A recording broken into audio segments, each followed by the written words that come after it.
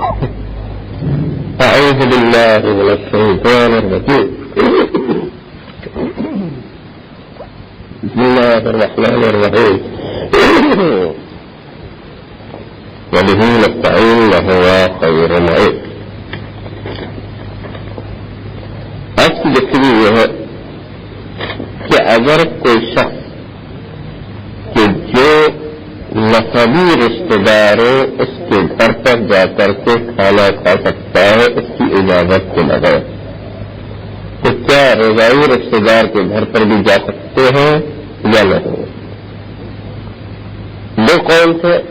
ایک قول یہ تھا کہ رضائی رشتے دار نسبی رشتے دار کی طرح ہے، ان کا گوشت رضائی رشتے دار کے گوشت کی طرح ہے. اور دوسری دلیل یہ ہے کہ بہت سارے احکامات میں رضائی رشتے دار نسبی رشتے دار کے ساتھ مساوی ہے.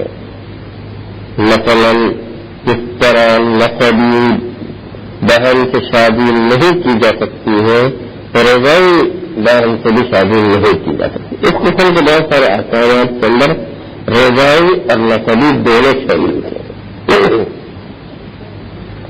اما وہ لوگ کہ جو کہتے ہیں کہ نہیں رشتے داروں کے گھر پر جا کر کے کھا سکتے ہیں، ماں باپ بہن بھائی خالہ پھپھی ماموں چچا ان کے گھر پہ جا کے کھا سکتے ہیں، کیونکہ یہ الفاظ جو رشتے داروں کے سلسلے میں استعمال ہوئے اس کا تبادر نسبی رشتے دار تبادر عرفی. جب کہ میں چچا کے وہاں پر جا رہا ہوں تو اس کا مطلب یہ ہے کہ نسبی چچا کے وہاں پر جا رہا ہوں، رضائی چچا جو ہے ذہن میں نہیں آتا عام طور پر. چونکہ ان آئے قرآنی کے اندر جن رشتے داروں کا تذکرہ ہے اس سے تبادر عرفی جو ہے وہ نسبی رشتے دار ہوا کرتے ہیں، تب ہم رضائی رشتے دار اس آئے قرآنی کے ضمن میں شامل نہیں کر سکتے ہیں. یہ تو بتا رہا ہے کہ رضائی رشتے دار کے گھر پر ہم بغیر اجازت کے نہیں جا سکتے ہیں. آئیے چلے ان دونوں مرحلے کو چھوڑ دیتے ہیں. نہ ہمارے پاس اس بات کے اوپر کوئی دلیل ہے کہ ہم کھا سکتے اور نہ اس بات پر دلیل ہے کہ نہیں کھا سکتے. دونوں میں کسی پر بھی دلیل موجود نہیں ہے. تو ایسی صورت میں شک کریں گے کہ ان کے وہاں پر جو رضائی رشتے دار ہیں وہاں پر جا کر کے کھایا جا سکتا ہے یا نہیں. تو شک کی صورت میں احتیاط کا تقاضا ہی ہے کہ ان کے گھر پر بغیر اجازت کے نہیں کھا سکتے ہیں، کیونکہ کسی کے مال کے وہاں پر جو ہے بغیر اجازت کے نہیں کھایا جا سکتا. یہ اصل قاعدہ ہے کہ کسی کا مال بغیر اجازت کے تصرف نہیں ہو سکتا ہے. اس لیے قانون یہ بنا کہ احتیاط کرنا پڑے گی. شک کی صورت میں احتیاط کرنا ہوگی، مگر کہ یہ قطعی دلیل ہمیں مل جائے کہ رضائی رشتے دار بھی نسبی رشتے دار کی طرح ہوا کرتے ہیں. یہ تو آج کی پہلی بات ہے.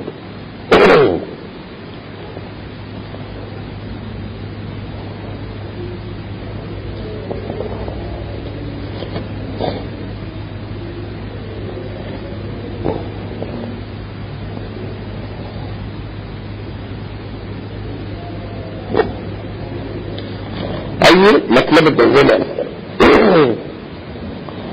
اور وہ یہ ہے کہ بعض اصحاب اور علماء شیعہ نے ملحق کیا ہے ان رشتے داروں کے وہاں پر جہاں پر کھا سکتے ہیں ان کے ساتھ شریک کو بھی ملحق کیا ہے.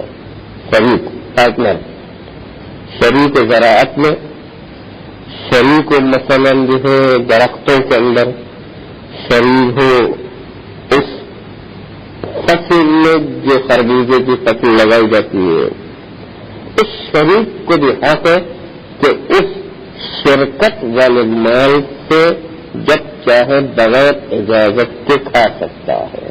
شریک اس میں رشتے داروں کے اندر بغیر اجازت کے کھا سکتے ہیں، شریک بھی بغیر اجازت کے فیصلے میں سے کھا سکتا ہے.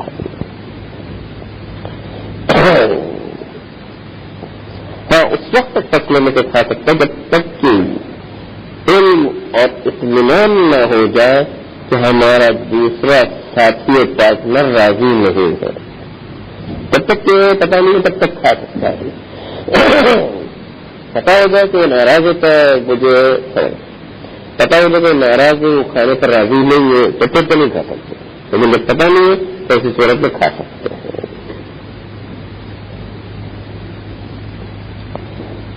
اچھا, اب فصلوں کے شریک کھا سکتے ہیں, اس کی دلیل کیا ہے؟ شریک کے اوپر کیا دلیل ہے؟ آئے قرآن میں تو نام استعمال تھا, باپ, ماں, بھائی, بہن, خالہ, پھوپھی, ماموں, ان لوگوں کے نام استعمال. شریک کا نام تو کہیں ذکر نہیں آیا قرآن میں. شریک کہاں سے آ گیا ہے؟ ان کو کیسے اجازت مل گئی ہے؟ اس کی دلیل کیا ہے؟ ہاں, اس کی دلیل جیسے وہ آئے قرآنی دوم ان تکون تجارتا ان تراضوا, کہ کوئی دوسرے کے مال میں تصرف نہیں کر سکتا مگر یہ کہ رضائیت کے ساتھ راضی ہو کر کے تجارت کی گئی ہو. راضی ہو کر کے جب تجارت کی گئی ہو تو پھر ایک دوسرے کے مال میں تصرف کر سکتے ہیں. یہ بتا رہا ہے کہ راضی ہو کر کے اگر تجارت کی گئی پاس میں شریک بنے ہیں تو اس کا مطلب یہ تصرف کر سکتے ہیں, کیونکہ پہلا ہے قانون کہ کوئی دوسرے کے مال میں تصرف نہیں کر سکتے. اللہ کتنا کہنا کہ کوئی بھی تصرف کر سکتے ہیں, پہلے کا تصرف نہیں کر سکتے دوسرے کے مال. ٹھیک ہے, اللہ مگر یہ تصرف کیا جا سکتا ہے کہ تجارت رضائیت کے ساتھ واقع ہوئی ہو, اور پارٹنر کی جو ہے تجارت جو ہے رضائیت کے ساتھ واقع ہوتی ہے. تب اس بنیاد پر شریک ایک دوسرے کی زراعت کے اندر شرکت والی زراعت میں جو ہے بغیر اپنے ساتھی کے پیچھے بھی تصرف کر سکتا ہے, کھا پی سکتا ہے اس میں سے.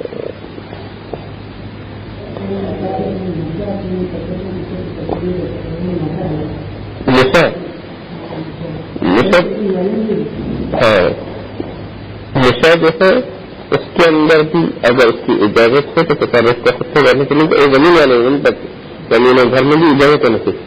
یہاں پر کہتے ہیں کہ دیکھا آئے قرآن میں یہ کہا کہ ایک دوسرے کے مال میں تصرف نہ کرو مگر یہ کہ جب تجارت رضائیت سے واقع ہو جائے. اور یہاں پر زراعت کی تجارت دو شریک کے اندر رضائیت سے واقع ہوئی ہے, اس لیے ایک دوسرے کے ساتھ تجارت کے ذمے وہ شریک ایک دوسرے کے مال میں تصرف کر سکتا ہے. کیونکہ اللہ نے پہلے تصرف نہیں کرنے کو کہتا, اللہ میں تصرف کر سکتے ہیں. اسی جو ہے استدلال ہے ان کا, لیکن اس استدلال میں اشکال وارد ہے. تو یہ استدلال صحیح نہیں ہے. اللہ ان تکون ان تجارت ان کا آئے قرآن کا کہ تجارت رضائیت سے واقع ہوئی ہو. اس کا مطلب یہ ہے کہ تجارت رضائیت سے واقع ہوئی ہے, اس کا مطلب مطلقاً جو ہے اجازت نہیں ہے, بلکہ وہ تجارت کے جو رضا کے ساتھ واقع ہے اس میں جو ہے ایک دوسرے کے مال میں تصرف کی اجازت ہے. مثلا میں نے دکاندار سے کتاب لی اور اس کو پیسے دیے اور یہ تجارت رضائیت کے ساتھ واقع ہوئی ہے, تو اب اس کی کتاب میں میں تصرف کر سکتا ہوں, یہ میرے پیسے میں تصرف کر سکتا ہے. آئے قرآن اس کی طرح اشارہ کر رہی ہے, نہ کہ شریعت کی طرف, نہ کہ شریعت کی طرف اشارہ کر رہی ہے. تو کہہ رہے کہ بھائی تجارت واقع ہے رضائیت سے, تو اب جو دوسرے کے مال کے اندر جو ہے وہ ہمارے پیسے میں تصرف کرے گا, ہم اس کی کتاب میں تصرف کریں گے جب تجارت واقع. یہ مطلب ہے تجارت سے شریف جو چاہے فصل جتنے چاہے وہ کھاتی میں مطلب اس کو اجازت نہیں ہے. یہ مطلب ہے قرآن کا بات ہے. اب اس جواب کے اوپر دوبارہ کچھ سوال واقع ہوتا ہے. اب اس کال کو توجہ سے سنو کیونکہ اس کی کوئی سی باریک نہیں ہے، اور وہ یہی کہ تجارتاً ان تراضن کا معنی ہم یہ کریں، تجارت واقع ہوئی دو پارٹنرز کے درمیان، ان تراضن اس رضائیت کے ساتھ کہ ان دونوں کو اس تجارت کے مال میں تصرف کرنے کی اجازت ہے۔ تراضن کا معنی کیا؟ تراضن راضی ہو اس چیز پر کہ اس شرکت کے مال میں ایک دوسرے کے تعاون، ایک دوسرے کو تصرف کرنے کی اجازت ہے، دونوں کو تصرف کرنے کی اجازت ہے۔ آئے قرآن کے معنی میں کریں گے تجارت انتراض، یعنی تجارت ہوئی اس رضائیت کے ساتھ کہ دونوں راضی ہیں اس شرکت کے مال میں تصرف کے اوپر، اس طرح جو ہے مانا تھا پہلے کچھ اور مانا کیا تھا تجارت انتراض میں ہم دونوں کی تجارت واقع دکاندار نے پیسے لیا، ہم نے کتاب لے لی، دونوں کی تجارت جو ہے رضائیت کے ساتھ بات، اب مانا کر کے تجارت واقع دونوں پارٹنرز کے درمیان اس رضائیت کے ساتھ کہ جو ہے دونوں راضی ہے کہ جو شرکت کے مال میں تصرف کر سکتے ہیں، پر زراعت میں دونوں جو کھا پی سکتے ہیں، یہ جو خربوزہ لگایا خربوزہ جو توڑ کر کے کھا سکتے ہیں، شریف جو ہے تو توڑ کر کے کھا سکتے ہیں، مثلا یہ مانا ہم نے کیا ہے۔ دوسرا مانا اگر اس طریقے سے مانا کیا جائے تو اگر اس طریقے سے مانا کیا جائے تو دونوں کی تجارت واقعی اس طریقے پر کہ دونوں کو کھانے کی اجازت مل جائے تو ہمارے وہاں پر یہ بھی محل بحث نہیں ہے۔ محل بحث بھی تو پہلے سے کوئی گفتگو نہیں ہوئی ہے، دونوں نے پارٹنرشپ کر لی اور جو دونوں نے جو شرکت میں جو زراعت لگائی پہلے سے کھانے کی جو اجازت ہے یا نہیں ہے وہ ابھی محل بحث کی اجازت پہلے سے لی ہوئی ہے تو پھر تو کوئی مسئلہ نہیں ہے، بات سے کوئی اجازت لینے یا اس پر کوئی قرینہ قائم ہونے والی کوئی بات نہیں درمیان میں، اور ایک دوسرے کو شریک ہو گئے تو اب کیا ہوگا؟ کیا شریک کو فصل کے اندر کھانے کی اجازت ہے یا نہیں ہے؟ بس اس بنیاد پر جو ہے یہ ہمارے محل میں وہاں سے خارج ہو جائے اس طرح مانا کیا جائے، اور وہاں پر جو ہے اصل ہمارے بات سے خارج ہو کر کے جو ہے وہاں پر ہماری بات یہ کہ جہاں تک پہلے سے اجازت نہیں لی گئی ہے اور پھر شریک بنائے چاہے شریک کو کھانے کی اجازت ہے یا نہیں، تو وہاں پر قطعاً شریک کو کھانے کی اجازت نہیں ہوگی اگر اس طرح بھی آئے قرآن کا مانا کرے۔ آئیے تیسرا مسئلہ شروع کریں گے، اور وہ یہ ہے کہ کسی نے چھوٹی چھوٹی جو ہے قناتیں اور نہریں بنائی ہیں کہ جو کسی کی ملکیت میں ہے، کسی کی ملکیت میں ہے نہریں، یا مثلاً کنویں کے نزدیک ڈول رکھا ہوا اس سے لوگ جو کنویں سے پانی نکال رہے جبکہ پتہ ہے کہ یہ کنویں کسی کی ملکیت میں ہے، یا چرخہ لگا ہوا ہے اس چرخے سے جو پانی نکالا جاتا ہے جو گھومتا رہتا ہے چرخہ مثلا اس سے پانی نکلتا ہے، پتہ ہے کہ کسی کی ملکیت میں ہے مثلا، تو کیا اس سے پانی پینا، وضو کرنا، غسل کرنا اس کی اجازت ہے یا نہیں؟ تو عمومی طور پر لوگ آج لے جا رہے کنویں سے پانی نکال رہے چرخے سے پانی نکال رہے اور نہر سے جو وضو کر رہے مثلا، لیکن جو ہے کسی کی ملکیت میں ہے، تو آیا اس طریقے سے کیا جا سکتا ہے نہیں؟ کیونکہ یہ جو پبلک آ رہے جا رہے پانی لے رہے وضو کر رہے غسل کر رہے فلاں کر رہے کر یہ خود اس بات کا قرینہ ہے کہ مالک جو ہے اس کا راضی ہے، قرینے شہادت الحال حالت جو اس بات کی گواہی دے رہی کہ تبلیغ لے رہی جا رہی سب کچھ وہ ورنہ تو مالک کو ایک دو دن میں پتہ چل جاتا ہے، لیکن پھر بھی کچھ نہیں بولنا کہ میں راضی ہوں، راضی کہ وہ اتنی بڑی نہر ہے کیا کر پڑتا ہے پانی لیتے ہیں کچھ پیشاب نہیں پڑتا پانی کو ایسے جا رہا ہے مثلا ان لوگ استفادہ کرتے کر لیں گے تو حرج نہیں ہے، اس کو کوئی نقصان نہیں ہوتا اس میں، تو وہ اس طریقے سے نہر کنواں یا جو چرخا لگا ہوا ہے اس کو میں شہادت حال گواہی دے رہا ہے تو استعمال کرنے کی اجازت ہے، مگر یہ کہ ہمیں اطمینان ہو جائے یا یقین ہو جائے کہ وہ مالک ناراحت ہے، لیکن پھر بھی پبلک کو منع کرتا ہے، پبلک پھر آ جاتی کیا کرے گا؟ اگر ناراحت ہونے کو یقین ہو جائے گا، اطمینان ہو جائے تو پھر نہیں کر سکتے، کرنا جو پبلک استعمال کرے ہم بھی استعمال کرے تو حرج نہیں، جب تک پتہ نہیں ہے شہادت حال کو کرنا کرا دیں گے۔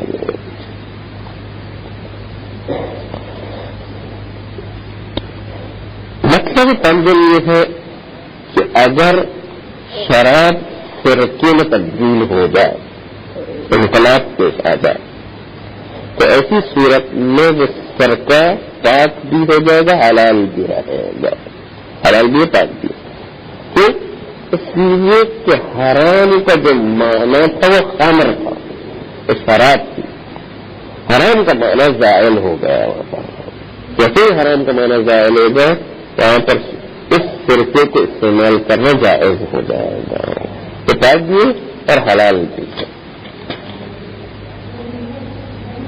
اب فرق نہیں پاتا ہے کہ اس شراب کو فرقہ جو ہے اس میں انقلاب پیدا ہونے کی فرقہ بنا ہے، کیا خود بخود پڑی شراب فرقہ بن گئی ہو، پڑی شراب جو فرقے میں تبدیل ہو گئی ہو، یا کسی دوائی وغیرہ کے ڈالنے کے نتیجے میں شراب تبدیل میں فرقہ ہو گیا ہو،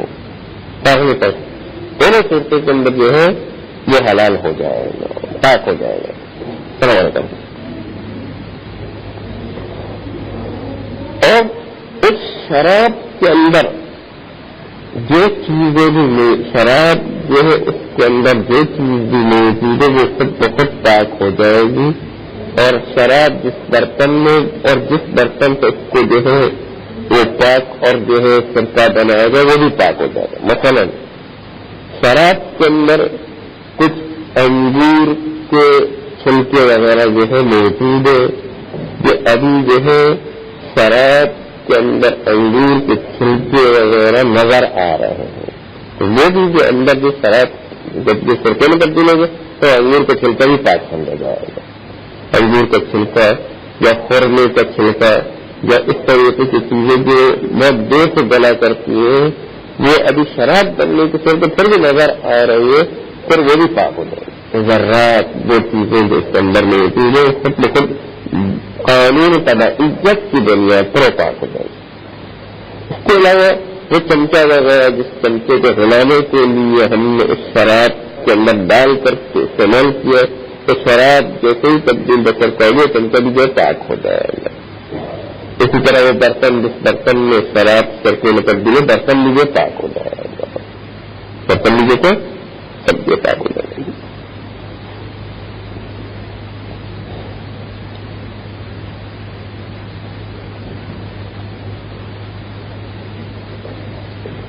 تو ہمارے علماء کا اتفاق ہے اس بات کے اوپر کہ دوائی ڈال کر کے بھی علاج کیا جا سکتا ہے، فرقہ بنایا جا سکتا ہے۔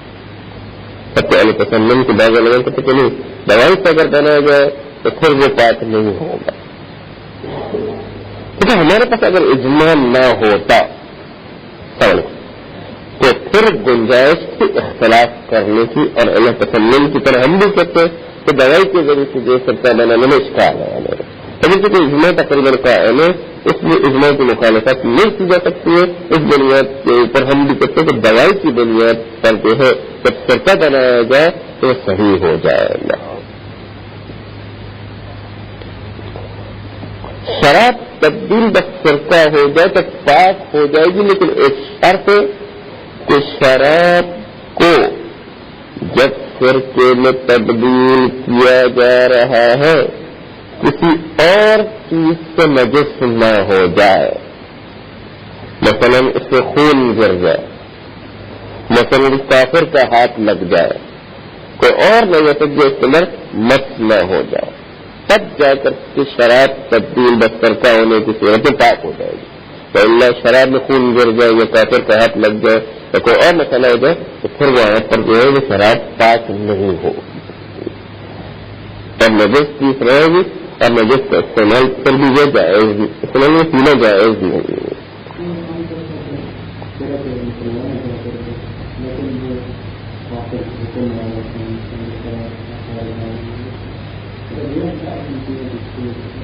ہاں یہ کافر کے حکم میں اس کا مطلب ہی ہے کہ کافر ہی سمجھیں گے اس کو، یعنی یہ نجس ہے. تاریخ اعظم تاریخ ہو چاہے سلمان رشتی ہے، یہ خود جو ہے نجس ہے، ہمارے لحاظ سے نجس ہے. بلکہ واجب القتل ہے، واجب القتل. توبہ مرتد فطری کی توبہ بعض علماء کو تو منظور ہی نہیں ہے، اس طرح سے کہ قتل ہی کرنا ہے. یہ مسلمان ہونے کے بعد مرتد ہو گئے، مرتد فطری ہے کہ فطرت اسلام پر تھا پھر جا کر کے کافر ہو گیا اور اس کی توبہ منظور نہیں.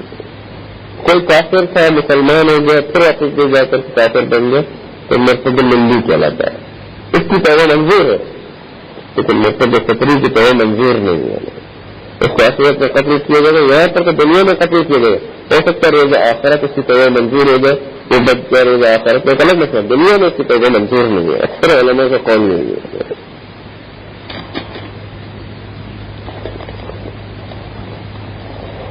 آخری مسئلہ پیش کریں گے. آپ نے دیکھا گا کہ ٹماٹر کا روب ملتا ہے، روب ٹماٹر روب دیتے ہیں اس کو لیتے، جس کو پیسٹ کہتے، پیسٹ جو ٹمیٹو پیسٹ مطلب پیسٹ وغیرہ جو ملتا ہے تو پیسٹ جو ہے وہ حرام نہیں ہے. جتنے بھی پیسٹ ہے، چاہے وہ ٹماٹر کا ہو، چاہے وہ انار کا ہو، چاہے وہ انگور کا ہو، چاہے کسی بھی چیز کا ہو، تو پیسٹ حرام نہیں ہے. اگرچہ کہ اس کے اندر جو ہے وہ نشے والی چیز کی بو آ رہی ہے پھر بھی وہ حرام نہیں ہے. یہ جو پیسٹ جتنے بھی ہے رب جو ہے وہ حرام نہیں ہے. تو اس کی وجہ یہ ہے کہ دو دلیل ہمارے پاس موجود ہے. اول یہ کہ یہ پیسٹ اور یہ رب جو ہے اس کے اندر نشہ نہیں ہوتا، شراب کی طرح اس کے اندر نشہ نہیں ہے. اور دوسری دلیل یہ کہ شک کرتے ہیں کہ یہ حرام نہیں ہے، اصالت الحلیت چاہیے. اور تیسری ایک اور دلیل بھی امام علیہ السلام کی روایت موجود ہے. امام علیہ السلام سے پوچھا گیا اس رب کے بارے میں تو امام علیہ السلام نے جواب میں لکھا کہ وہ حلال ہے، جواب میں لکھا کہ یہ کیا حلال. تین دلیلیں ہمارے پاس ہو گئی. نمبر 1 عدم اسقاط، نمبر 2 اصالت الحلیت، نمبر 3 روایت امام علیہ السلام. تب اس بنیاد پر پیسٹ کا استعمال جو جائز ہے جب تک کہ اس کی حرمت پر قطعی دلیل ہمارے پاس نہیں ہے، جائز ہے. آئیے عبارت دیکھیں. اعوذ باللہ من الشیطان الرجیم، بسم اللہ الرحمن الرحیم، بہ نستعین وهو خیر معین. وجه من حيث ان الرضاء لحمة كلحمة النسل، لحمة كلحمة النسل. رضا وہ ایک گوشت کا وہ ٹکڑا ہے جس طریقے سے نسبی گوشت کا ٹکڑا ہوا کرتا ہے. وَلَمُسَاوَاتِهِ لَهُ فِي كَثِيرٍ مِنَ الْأَحْكَامِ. اور دوسری بات یہ ہے کہ رضائی رشتہ دار نسبی رشتہ دار کے ساتھ مساوی ہے بہت سارے احکامات میں. جیسے نسبی بہن سے شادی نہیں کی جا سکتی ہے، رضائی بہن سے بھی شادی نہیں، نسبی ماں سے شادی نہیں کی جا سکتی ہے، رضائی ماں سے بھی شادی نہیں کی، نسبی بیٹی سے شادی نہیں کی جا سکتی ہے، رضائی بیٹی سے بھی شادی نہیں کی جا سکتی. یہ اس قسم کے بہت سارے احکامات جو ہے وہ رضا کے بعد میں نسبی کی طرح ہے.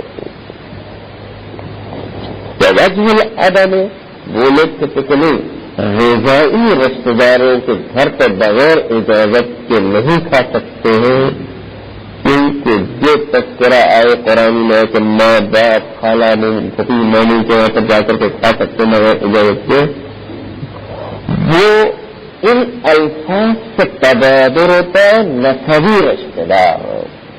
تبادر عرفی کا میں چچا کے وہاں پر جا رہا تو چچا سے میں چچا نسبی یہ تبادر ہوتا ہے کیسے نہ کر رہا. اس لیے تبادر عرفی جو حجت ہوا کرتا ہے ظہور عرفی حجت ہوا کرتا ہے. ایسی دنیا کے اوپر ہم جو ہے تو نسبی رشتے دار لیں گے نہ رضائی رشتے دار. توجہ العدم اور اس کی وجہ کہ کیوں ہم رضائی رشتے دار کے وہاں پر بغیر اجازت کے نہیں کھا سکتے ہیں اس کی وجہ سے قول المتبادر ہے. تو تبادر ہوتا آئے قرآنی کے الفاظ سے جس میں کہا کہ آبا و امات و اخوات و خالات ان کے وہاں پر جا کر کے کھا سکتے ہیں. اسے تبادر کیا تھا نسبی رشتے دار. النسبی منہم نسبی ہے ان رشتے داروں میں سے رضائی تبادر نہیں ہوتا ہے. ولم اقف فیہ علی شیء نفیا یا اثباتا. اور شہید بگم کہتے کہ میں نے ان رضائی رشتے داروں کو نسبی کے ساتھ ملحق کرنے کے سلسلے میں نہ اس بات میں کوئی دلیل دیکھی ہے نہ نفی میں کوئی دلیل کوئی روایت یا کوئی چیز ہمیں نہیں ملی ہے. ولم اقف فیہ میں نے اطلاع نہیں پائی فیہ اس الحاق رضائی کے اندر رضائی کو نسبی کے ساتھ ملحق کرنا اس کے اندر نہیں اطلاع پائی علی شیء یعنی علی روایت کسی روایت کسی دلیل کے اوپر اطلاع نہیں پائی. نفیاً نفی کے لحاظ سے کہ رضائی رشتے دار نسبی کے ساتھ ملحق نہیں ہو سکتے ایسی بھی کوئی دلیل نہیں پائی. تو اس بات اور اس بات کے لحاظ سے بھی دلیل نہیں پائی کہ نسبی کے ساتھ رضائی کو ملحق کیا جا سکتا ہے. نفی اور اس بات کہیں پر دلیل موجود نہیں. بل احتیاط التمسک باصالۃ الحرمۃ فی موضع الشک. لیکن جب ہمارے پاس کوئی دلیل نہ ہو تو ہم شک کریں گے کہ رضائی نسبی کے ساتھ ملحق ہے اس کے گھر میں بغیر اجازت کے جا کر کھا سکتے یا نہیں. تو شک کی صورت احتیاط کا تقاضا ہے کہ نہ کھائیں. رضائی کے مریض کا احتیاط ہے کیونکہ اصل قاعدہ کہ کسی کے مال میں بغیر اجازت کے تصرف نہیں کر سکتے. بل احتیاط کا تقاضا کیا التمسک تمسک کیے گا کہ اصالۃ الحرمۃ ہے کہ اصل یہ کہ حرام ہے. اصل یہ حرام ہے اشارہ کس وقت میں کہ کسی کے مال میں بغیر اجازت کے تصرف کرنا حرام ہے اس کی طرف اشارہ کر رہے ہیں. تو اصل یہ کہ حرام ہے تمسک کریں گے اصالۃ الحرمۃ کی موضع شک کے موضوع میں جب ہمارے پاس دلیل نہیں کہ رضائی نسبی کے ساتھ ملحق ہے یا ملحق نہیں ہے تو ایسے شک کے مورد کے اندر ہم جو اصالۃ الحرمت کے ساتھ تمسک کریں گے. اور اصل یہ ہے کہ کسی کے مال میں بغیر اجازت کے تصرف کرنا حرام ہے. یہ تو مسئلہ عدل ہے. مسئلہ تو یہ ہے کہ آیا شریک کھا سکتا ہے یا نہیں. الحق بعض اصحاب نے ملحق کیا الشریکہ شریک کو بھی ملحق کیا انہیں رشتے داروں کے ساتھ. جس طرح رشتے داروں کے گھر پر جا سکتے ہیں شریک بھی جو ہے وہ شرکت والے مال کے اندر جو ہے تصرف کر سکتا ہے. شریک جو کھا سکتا ہے شریک کسی لیے کچھ شجر درختوں کے اندر شریک ہے تو یہ درختوں سے جو میوہ توڑ کے کھا سکتا ہے. بس زرع یا زراعت میں شریک ہے زراعت سے کوئی چیز جو توڑ کر کے کھا سکتا ہے. بل نبات سے نبات تیخ سے نکلا تیخ میں خربوزہ خربوزوں کے اندر شریک مثلا فإن له الأكل من المشترك بدون إذن شريكه. تو اس شریک کے لحاظ ہے کہ وہ مشترک مال میں سے کھا سکتا ہے اپنے دوسرے ساتھی سے پوچھے بغیر. فإن له اس شریک کے لحاظ ہے الأكل من المشترك تو مشترک مال جو زراعت کا یا درختوں کا یا بکی کا ہے اس مشترک مال سے کھا سکتا ہے بدون اذن شریک ہی اپنے شریک کی اجازت کے بغیر. مع عدم علم الکراہت جب ایک شرط پائی جائے کہ اس دوسرے ساتھی کے ناراض ہو جانے کا یقین یا اطمینان نہ ہو جائے. اگر یقین اطمینان ہو تو دوسرے ساتھی راضی نہیں ہے تو پھر نہیں کھا سکتے. بلکہ علم نہیں ہے تو کھایا جا سکتا ہے. مع عدم علم الکراہت جب پتہ نہیں ہے کہ ہمارا دوسرا ساتھی ناراض ہوتا ہے نہیں ہے تو کراہت کا علم نہ ہونے کی صورت میں ہم کھا سکتے ہیں. اب اس کی دلیل کیا ہے کہ شریک کو بھی اجازت مل گئی کھانے کی, تو اس کی دلیل الا ان تکون ان تجارت ہے کہ یہ دونوں پارٹنرز میں شریکوں نے تجارت کی رضائیت کے ساتھ چاہے قرآن میں ایسا کیا ہے جسے کہ میں نے تصرف نہیں کر سکتے مگر کہ تجارت کے ساتھ تجارت جو ہے رضائیت کے ساتھ تجارت کی رضائیت کے ساتھ ہی تو تصرف کر سکتے ہیں. مختلف چند قول تعالی برہانت کی بعض اصحاب احتجاج اور دلیل لے کر آنے والے ہیں کہ قول ہی تعالی اس آیت قرآنی کے ذریعے الا ان تکون ان تجارت ان تراض مگر یہ کہ معاملہ ایک تجارت والا ہوا ہو رضائیت کے ساتھ تراض منکم یعنی آپ لوگوں سے رضائیت کے ساتھ تجارت واقع ہوئی ہے تو پھر اس میں کوئی حرج نہیں ہے. اور یہاں پر بھی دونوں پارٹنرز کی تجارت اور شرکت کی تجارت جو ہے وہ رضائیت کے ساتھ ہوئی ہے اور تصرف کرنے کا حق ہے. یہ استدلال پیش کیا. لیکن اس استدلال کے اوپر اشکال آ رہا ہے کہ بدل تجارت اور انتراج جو ہے وہ اس شرکت کو نہیں بتا رہے ہیں بلکہ ان کا تو کہنا یہ ہے کہ دکاندار سے ہم نے یہ کتاب لیے پیسے دیے تو دکاندار اگر پیسے میں تصرف کر سکتا ہے اس کی کتاب میں تصرف کر سکتے. یہ والی جو تجارت اور انتراج بتا رہے کہ تجارت یہ دونوں کی رضائیت سے ہمارے پاس کتاب ہے اس کے پاس پیسے چلے گئے یہ تجارت مراد ہے. یہ کہ جو مطلقاً کوئی بھی جو ہے تجارت رضائیت سے تو سب چیز کو میں تصرف کرنے لگے ایسا مراد نہیں ہوتا. ہے نظر یعنی اس احتجاج بعض علماء کے اندر اشکال ہے کیوں من تحقق التراضی مطلقاً کیونکہ ہم منع کرتے ہیں کہ رضائیت مطلقاً وجود میں آ گئی ہو. کیوں اس سے دونوں پارٹنر شرکت میں راضی ہے اس چیز میں راضی نہیں کہ دوسرے کو کھانے میں راضی ہو گئے. کھانے میں راضی نہیں ہے تو خالی شرکت کے ساتھ کام کرنے میں راضی ہے. اس کا مطلب مطلقاً یہ کرتا ہوں چیزیں میں رضائیت ہوگی یہ تو نہیں پتہ چلتا ہے نا. ہاں پہلے قرارداد کرو تو ایک دوسرے کو مال کھا سکتے ہیں تو پھر ٹھیک ہے.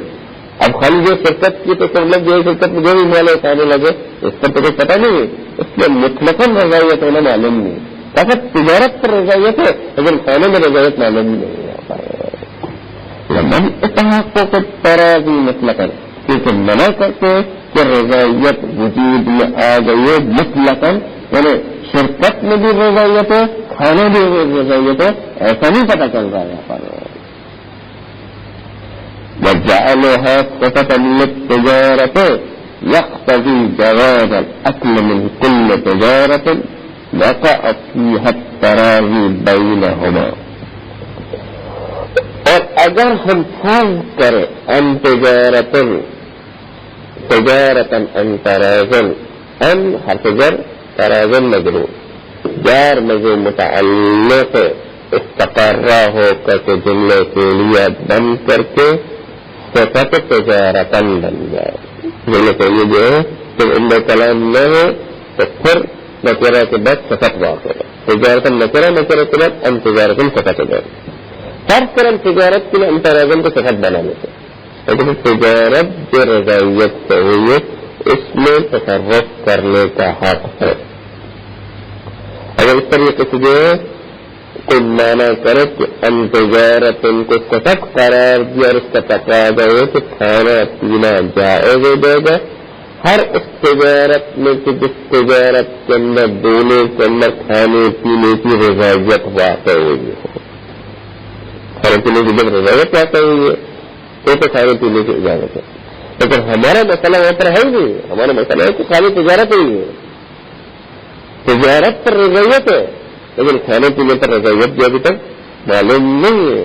بس اس بنیاد پر یہ ہمارے محلے میں ویسے جو کہ خارج ہو جائے گا اس طرح مانا کر کے فجعلها صفة للتجارة رضایت کو صفت قرار دینا تجارت کے لیے انتراضن جو ہے اس ترازی کو صفت قرار دینا جعلوها مبتدا جعلوها صفة اس ترازی کو صفت قرار دینا.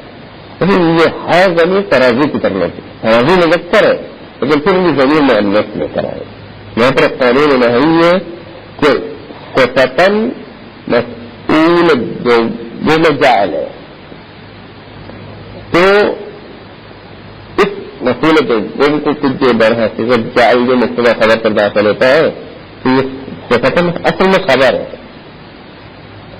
بس اس بنیاد پر یہ ترازی کو مد نظر رکھے تو مذکر کی ذریعے چلاتے ہیں, صفتاً کو مد نظر رکھے تو مؤنث کی ذریعے چلانا چاہیے مطابقت کرنے کے لیے. تو اختیار نحویین کے پاس کہ کوئی بھی ضمیر رکھ سکتے مذکر کی بھی مؤنث کی بھی, اس لیے ضمیر مؤنث لے کر صفتاً کو مد نظر رکھتے ہیں اگر تو طلب ہے ترازی کی طرف ہے. فجعلها صفتاً للتجارت, اور یہ ترازی کو صفت قرار دیا گیا تجارت کے لیے تو پھر یقتضی یہ قرار دینا صفت تقاضا کرتا جواز الاکل من کل تجارت, جائز کھانا ہر تجارت سے. کون سی تجارت کہ رفع فیہا الترازی بینہما, وہ تجارت جس تجارت میں رضایت واقع ہوئی ہے بینہما دونوں پارٹنر کے درمیان, تو اس تجارت میں کھانے کی اجازت ہے. وہو معلوم البطلان, اور یہ کہ جائز ہر تجارت میں کہ جس میں رضایت واقع ہوئی ہے یہ بطلان جو بالکل واضح ہے, اس کا معلوم ہے واضح ہے, اس کا باطل ہے بالکل واضح ہے کیونکہ ہمارے یہاں پر ایسی تجارت کی جس میں کھانے پینے کی رضایت واقع ہے ایسی تجارت واقع نہیں ہوئی, بلکہ جو ہے یہاں پر معلوم ہے کہ فقط تجارت کے اوپر رضایت ہے لیکن کھانے پینے کی اجازت ایسی کی رضایت واقع نہیں ہوئی.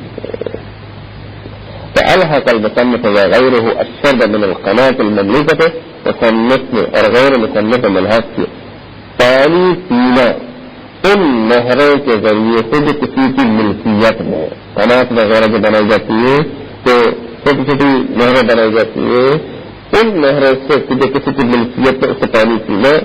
قناة جو چھوٹی چھوٹی جو ہے وہ نہروں کی طرح جو نالیوں کی طرح بنائی جاتی ہے, جیسے یہاں پر جو ہے یہ آج کل جو بہت زیادہ بنائی جا رہی ہے چھوٹی چھوٹی جو ہے وہ قناة کو کیا کہتے ہیں, نہر تو بہت بڑی ہوتی ہے, یہ چھوٹی چھوٹی جو ہے اس میں نکالی جاتی ہے, جیسے ابھی یہاں پر نکالیے نالی جیسے نکالے جاتے ہیں چھوٹے چھوٹے, اس کو قناة کہتے ہیں. چھوٹی چھوٹی جو ہے وہ ابھی جو نہیں کہا کہ سارداری طور کر کے جگہ جگہ پانی کے لیے بنا رہے ہیں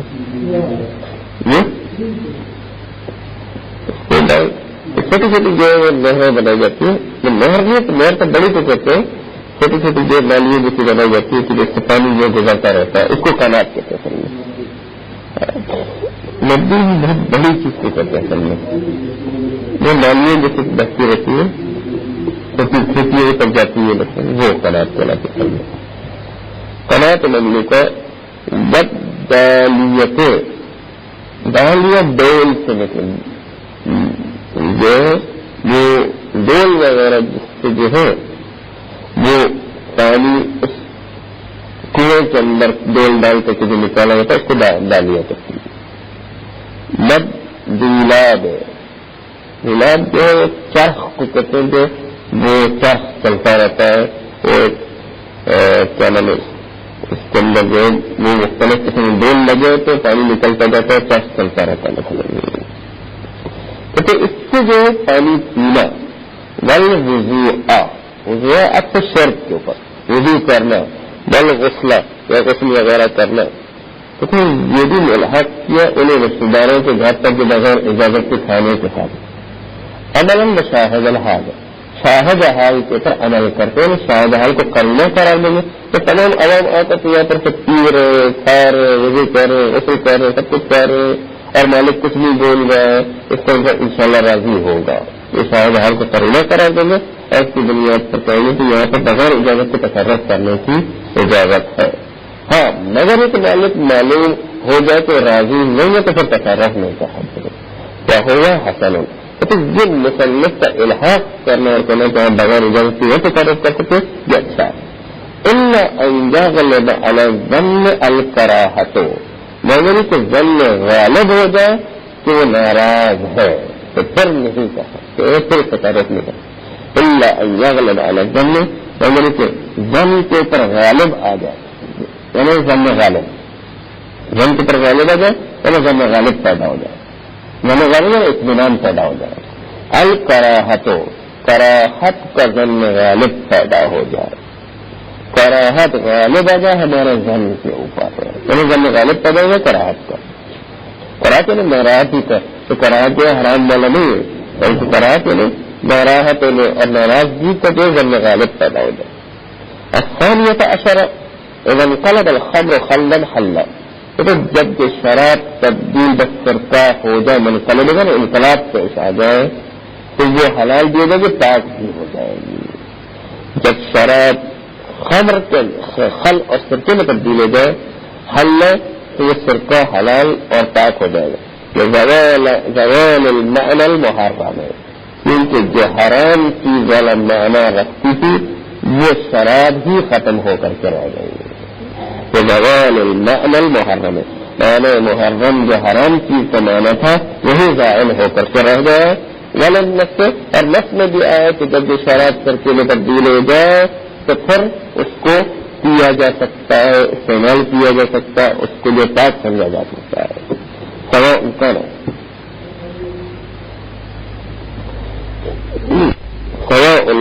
انقلابه بعلاج او من قبل نفسه، چاہے اس شراب کا علاج کسی دوائی کے ذریعے سے کیا گیا اور اس کو تبدیل سرکہ کیا گیا ہے، کہ خود بخود پڑے پڑے جو شراب سرکہ بن گیا، کر نہیں پڑتا ہے سرکہ بن گیا تو پاک و حلال ہو جائے۔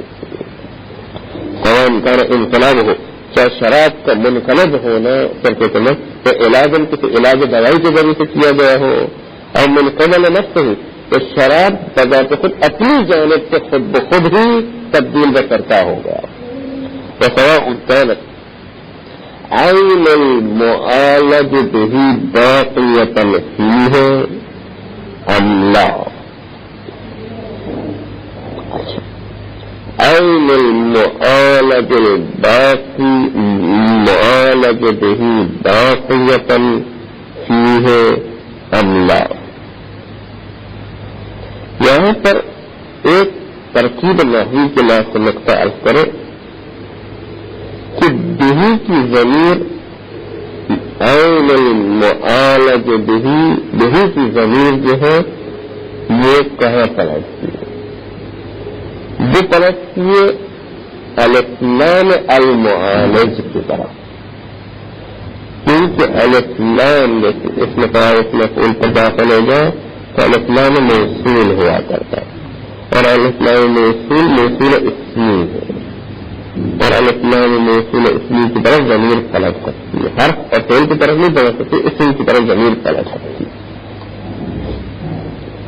یعنی دیہی کی ضرور الاسلام کی طرف پلٹے گی، اور الاسلام سے مراد وہ شراب ہے،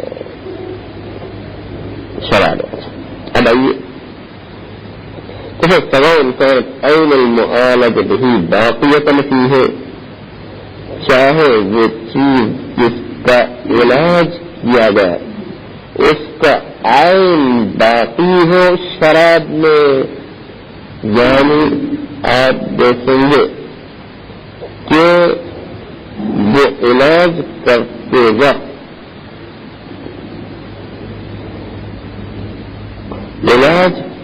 وقت آپ دیکھیں گے کہ وہ جس کا علاج کیا جا رہا ہے دوائی ڈال کر کے، وہ جو شراب ہے وہ اس کے اندر کچھ ذرات اور کچھ چیزیں گاڑی ہوتی ہیں، کچھ جو چھلکے ہوتے ہیں، جو چیز اب بھی اس شراب میں باقی ہے، یا پگل کر کے ان کو ختم ہو جائے، فرق نہیں پڑتا ہے کہ وہ جس کا علاج کیا جا رہا ہے اسی صورت میں باقی ہے کہ جس طریقے سے جو گاڑا تھا اس کے اندر جو چھلکے تھے اس کے اندر جس شکل کے اندر تھا اسی طریقے سے باقی رہے، ایک طریقے سے باقی رہنا فرق نہیں پڑتا ہے۔ یہ جو جب سرکے میں تبدیل ہوگا جب ٹھیک ہو جائے گا، لیکن دوائی اس چیز سے کبھی جو اس شراب کو بالکل تیزال دیتے بالکل جو ہے وہ گاڑے کو بالکل پتلا بنا دیتی ہے، تو پھر بھی جو ہے سرکہ بن گیا تو ختم تمام کام این المعالج نہیں باقی کرتی ہے، چاہے وہ چیز جس کا علاج کیا جا رہا ہے اس کا عین باقی رہے اس شراب میں، یعنی چھلکے اپنی جگہ پر باقی رہے، اس کا گاڑا پن اپنی جگہ پر باقی رہے اس شراب کے اندر، اللہ جب وہ عین معالج نہیں باقی نہ رہے بلکہ وہ پتلا ہو جائے تو چھلکے پگل کر کے جو ختم ہو جائے دوائی کو ڈالنے کے نتیجے تجربات کی طرح کام کرنے سمجھیے اطلاق نص والفتوى، کیونکہ نص اور فتویٰ دونوں مطلقاً آ کر کے کہتے کہ جب یہ شراب تبدیل کرتا ہے تو پاک اور یہ حلال ہو جائے گا، تو نص اور فتویٰ دونوں مطلقاً کہتے ہیں بجواز علاج ہی بغیر ہی، تو جائز اس شراب کا علاج کرنا بغیر ہی غیر شراب کے ذریعے سے، یعنی دوائی وغیرہ کے ذریعے سے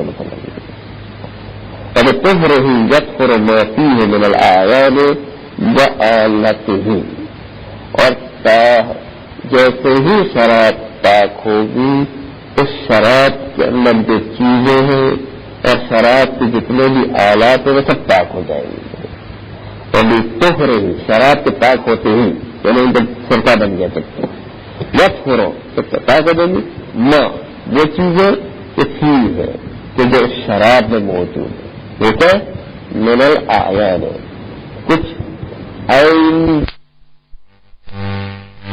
کو بھی پاک ہو جائیں گے، تبعیت کا قانون چلتا ہے کچھ تابع ہو کر کے شراب جب سرکہ بن گیا تو گویا کہ وہ اب وہ دانہ شراب کا دانہ نہیں چلائے گا بلکہ جو سرکے کا دانہ چلائے گا، تو آلت ہی اور شراب کی جتنے بھی آلات چمچہ ہے اس کی دیگچہ ہے مثلا یہ سب بے پاک ہو جائیں گے، لیکن یہ کرو علاج ہی دے گئے، لیکن مکروہ ہے علاج کریں دوائی کے ذریعے سے اس شراب کو سرکہ بنانا، علاج کرنا شراب کا بغیر ہی بغیر شراب یعنی دوائی کے ذریعے سے، کیوں نہیں عنہ کیونکہ نہیں ہے علاج کرنے کے بارے میں کہ دوائی کے ذریعے سے اس کا علاج کیا جائے۔ پھر روایت ابی بصیر ابی عبداللہ علیہ السلام، ابی بصیر کی روایت امام صادق علیہ السلام سے ولا اعلم لاصحابنا خلافا في ذلك في الجنة، اور کہتے کہ ہم نے اپنے شیعہ علماء میں کسی ایک عالم کو بھی نہیں دیکھا جو کہتا ہے کہ دوائی سے علاج نہیں کیا جا سکتا، بلکہ تمام علماء جو کہتے ہیں کہ دوائی سے علاج کیا جا سکتا ہے، یعنی اجماع ہے۔ اگر کسی اندرونی ان پر کچھ اختلافات ہے کہ بعض لوگ جو دوائی کے علاج میں کچھ اشکال کرتے پھر اس کو جواب دیتے، علاج کرتے اشکال کرتے پھر جواب دیتے، وہ اندرونی کچھ اختلافات ہیں نہیں وغیرہ پیش کرتے، لیکن سب نتیجہ تک سب کے سب علماء متفق ہے کہ نہیں دوائی سے علاج ہو سکتا ہے، بس اس لیے سب اجماع کا ہے کہ دوائی سے علاج ہو سکتا ہے۔ ولا اعلم لاصحابنا، مجھے نہیں پتا ہے ہمارے اصحاب علماء شیعہ میں کہ خلافا فی ذلک جو مخالف ہے اس مسئلے میں کہ دوائی سے علاج کیا جا سکتا ہے، فی الجملہ ہمارے اصحاب کے درمیان اجمالی طور پر اجماع قائم ہے، اگر چونکہ اندرونی تک تھوڑے سے اختلافات موجود ہے اس مسئلے میں، لیکن فی الجملہ اتنا معلوم ہے کہ سب کا اتفاق ہے کہ دوائی سے علاج کیا تھا۔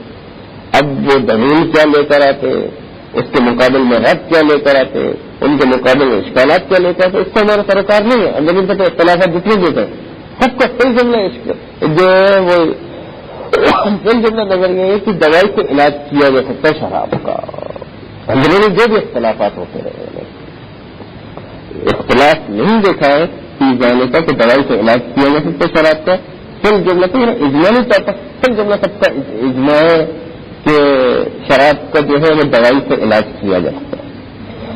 اختلاف کی بعض افراد ہی اگرچہ کہ شراب کے بعض افراد کے اندر ان نے اختلاف کے اشکال و جواب کیے اور جو کسی نے نہیں پیش کی، کسی نے کوئی دلیل پیش کی، کسی نے کوئی دلیل پیش کی، ابھی میں اختلافات ہیں لیکن نتیجہ ان سب کا کہنا ہے کہ دوائی سے علاج ہو سکتا ہے۔ ولولا ذالک، اگر یہ اجماع نہ ہوتا دوائی سے علاج کرنے میں تو ہم بھی اشکال کرتے تو دوائی سے جو شراب کا علاج کرنے میں اشکال ہونا چاہیے، لیکن کسی اجماع نہیں موجود ہے اور اجماع کی مخالفت نہیں ہو سکتی. اس میں ہم بھی قائل ہے کہ دوائی سے جو علاج ہو سکتا ہے. ولا جانے کا اگر یہ اجماع نہ ہوتا علماء شیعہ کا لأمكن استفادة عدم طهارته بالعلاج تو ممکن تھا کہ ہم بھی استفادہ کرتے کہ شراب پاک نہیں ہوتی ہے. عدم طہارت شراب کا ہم بھی استفادہ کرتے بالعلاج تو علاج کے ذریعے سے پاک نہیں ہوا کرتی ہے. من بعض النصوص سے بعض نصوص سے یہ سمجھ میں آتا کہ شراب کے علاج کے نتیجے میں پاک نہیں ہوتی ہے. ہم بھی اشکال کرتے کما یقین ہی بعض العامت جیسے کہ بعض نصوص کو بعض علماء شیعہ بعض علماء سنی یہ نقل کرتے اس پر ہم بھی بعض علماء سنی کی طرح نقل کرتے کہ یہ شراب علاج کے نتیجے میں پاک نہیں ہوتی. لیکن چونکہ علماء شیعہ کا اتفاق موجود ہے اس میں اجماع کے مقابل میں ہم کچھ نہیں بولتے اور ہم بھی کہتے کہ دوائی کے ذریعے سے علاج ہو سکتا ہے. وإنما تدخل النجاسة الخمرية فلو كان نجسا بغيرها ولو بعلاجه بالنجس كمباشرة الكافر له لم يدخل بالخلية. تو کیونکہ فرقہ بن جانے سے صرف شراب والی نجاست پاک میں تبدیل ہوگی. اما اگر کوئی دوسری نجاست اس شراب کے ساتھ لگ گئی ہے مثلا خون گر گیا مثلا جو کافر کا ہاتھ لگ گیا مثلا تو پھر وہ نجاست پاک نہیں ہو سکتی ہے فرقہ بننے کی صورت میں. یہ نقطہ بھی جو ہے مد نظر رکھتے ان میں تکفر النجاست الخمریت ہو صرف نجاست شراب والی نجاست وہ پاک ہوگی.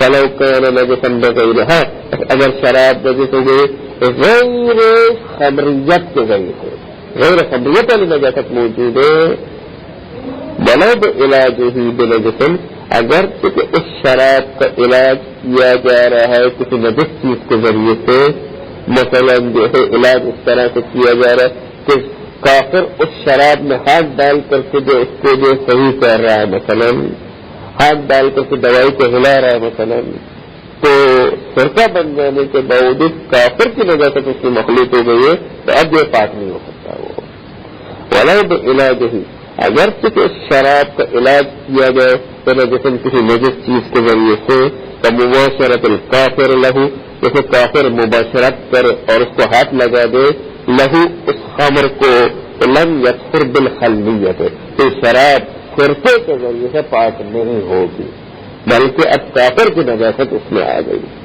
وکذا لو القی فی الخل خمر حتی استحلکہ الخل اسی طریقے سے اگر فرقے کے اندر شراب ڈال دی جائے اور وہ فرقہ اتنا زیادہ ہے کہ شراب جو ہے اس کو اس فرقے میں اپنے اندر مستحلق قرار دے دیا ہے پھر بھی وہ سارا فرقہ بھی نجس ہو جائے گا شراب بھی نجس ہو جائے گی. کیوں؟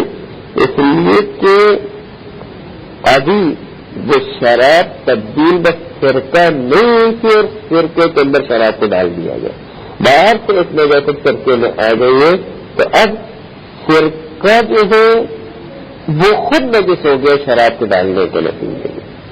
اب جو ہے وہ شراب کے فرقے میں بالکل غائب بھی ہو جائے پھر بھی شراب پاک نہیں ہوگی شراب پاک نہیں ہوگی بلکہ شراب خود تبدیل بس فرقہ ہو جائے اور دوائی ڈال کر کے یا خود بخود ہو جائے تو پھر جو ہے وہ پاک ہوا کر. وکذا لو القی فی الخل خمر اسی طریقے سے اگر جو فرقے کے اندر شراب کو ڈال دیا جائے حتی استحلکہ الخل تک کہ اس شراب کو فرقہ بالکل ہلاک کر دے یعنی بالکل غائب ہو جائے خمر اور خالی سطحی فرقات نظر آنے لگے پھر بھی اب فرقہ بھی نجس ہو گئے شراب بھی نجس ہے دونوں نجس ہو گئے. اور بالعکس یا شراب تھی اس کے اندر فرقہ ڈالا جائے تو اب یہ فرقہ بھی نجس ہے شراب بھی نجس ہے مگر کہ اس طرح فرقہ ڈالا جائے کہ اب شراب تبدیل میں فرقہ ہو جائے تو ایک الگ مسئلہ. جب تک کہ شراب تبدیل میں فرقہ نہیں ہے تو فرقہ بھی نجس ہوتا چلا جائے گا جتنے بھی شراب کے اندر فرقہ ڈال چکے لیے تو نجس ہوتا جائے گا جب تک کہ خود شراب تبدیل میں فرقہ نہ بن جائے. اشہر قول کی بنیاد پر یہ دونوں نجس ہو جائیں گے تو شراب جو فرقے میں ڈالے تو فرقے کے اندر شراب ڈالیے دونوں یہ نجس ہو جائے گی.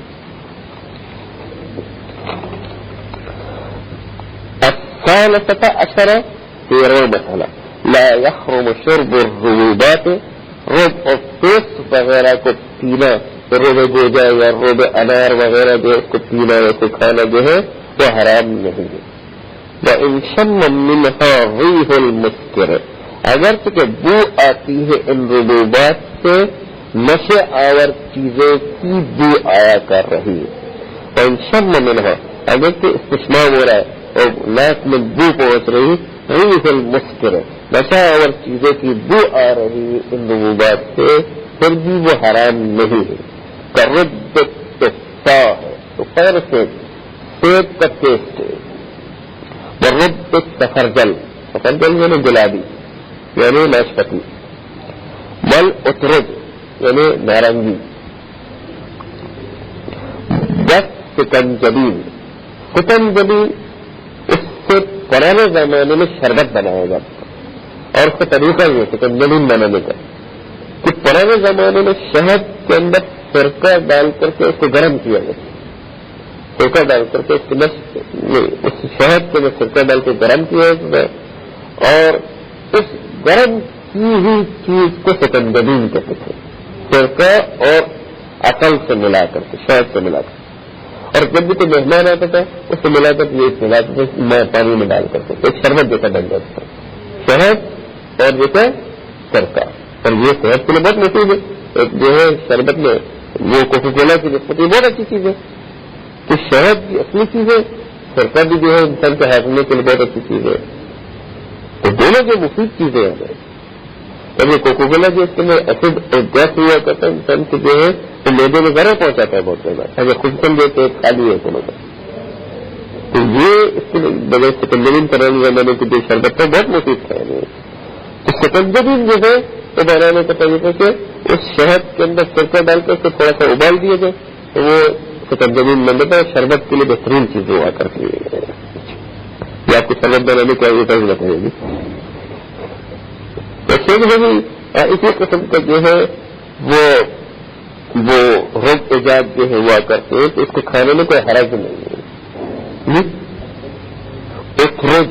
اترج نارنگی نارنگی کا رب بنایا گیا مسئلہ یہ ادب اسکار ہی کیونکہ یہ رب وغیرہ اور یہ سکنجبین وغیرہ جو ہے اس میں کوئی نشہ موجود نہیں ہوتا ہے. قلیل ہی و کثیر ہی ان کی کثیر مقدار ہے قلیل مقدار کو نشہ لانے والی چیز نہیں ہے. تو اصالت ہل ہی اور اصل یہ کہ جب تک کہتے ہیں کہ حلال وغیرہ میں اصالت الہلیت چلتا ہے. اصالت ہل رب جو ہے حلال ہے. تو قد روى الشیخ وغیرہ اور شیخ طوسی علیہ الرحمن اور غیر شیخ طوسی علیہ الرحمن نے روایت کی ان جعفر ابن احمد المکفوف جعفر ابن احمد المکفوف سے روایت کیے. قال شیخ طوسی علیہ الرحمن نے جعفر سے روایت کی. جعفر نے کہا كتبت الیہ جعفر نے کہا کہ میں نے خط لکھا امام علیہ السلام کی طرف ای ابا الحسن یعنی ابا الحسن الاول امام ابا الحسن اول کی طرف ابا الحسن اول کی طرف میں نے جو ہے خط لکھ کر کے سوال کیا امام علیہ السلام سے سوال کیا کہ اسألہ عن السکنجبین میں آپ سے سوال کرتا ہوں سکنجبین کے بارے میں. سکنجبین نے بتایا کہ شہد اور سرکے کو ملا کر کے ابالا جاتا ہے. بل جلاب یعنی یہ بھی ایک قسم کی ناشپتی ہے. رب پیٹ اور پیٹ کا رب اور پیسٹ بنایا جائے اور رب تفاح ہے اور سیب کا جو ہے رب بنایا جائے اور رب الرمان اور جو انار کا رب بنایا جائے. فکتب تو امام علیہ السلام نے جواب کے طور پر خط میں لکھا. کیا لکھا؟ حلالن کہا کہ حلال ہے رب جو کہ حلال ہے. بس تین دلیل ہمارے پاس ہلیت میں عدم اسکار اصالت الہلیت اور امام علیہ السلام کی روایت.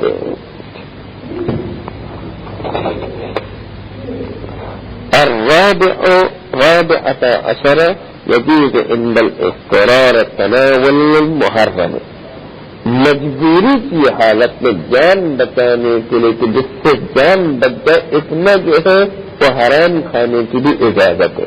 مردار انسان اتنا کھائے کہ جان بچ جائے، اتنا کھانے کی اجازت ہے، جان بچنے کے بعد جتنا اس طرح کھانے کی اجازت نہیں ہے۔ مثلا یجوز عند الاضطرار، اضطرار کی حالت میں جائے گا تناول المحرم، حرام چیز کو کھانے کی اجازت ہے، بدل بھائی تو چاہے وہ مردار ہو،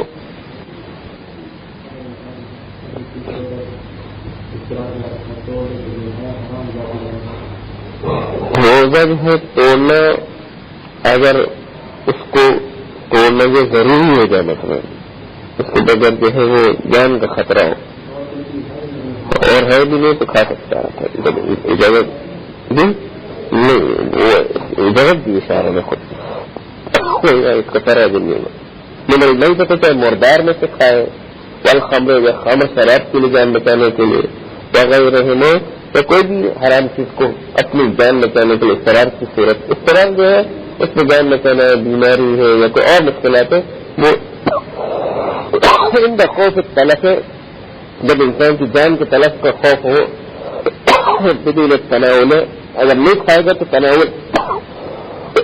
تناول نہ کرنے کی صورت تو